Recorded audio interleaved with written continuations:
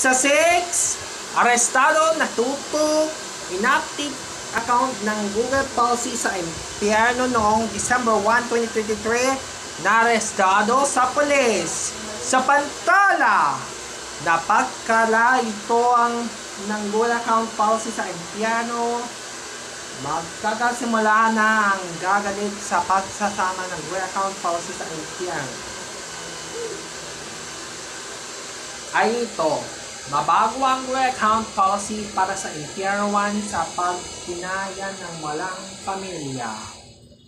Inatayan ng Google account policy sa Impyerno ni Replay ang nagtitilabad sa pagtubitan sa pagbabago ang walang kinakailangan ng ginaso sa mga pagsasama na pipiklo.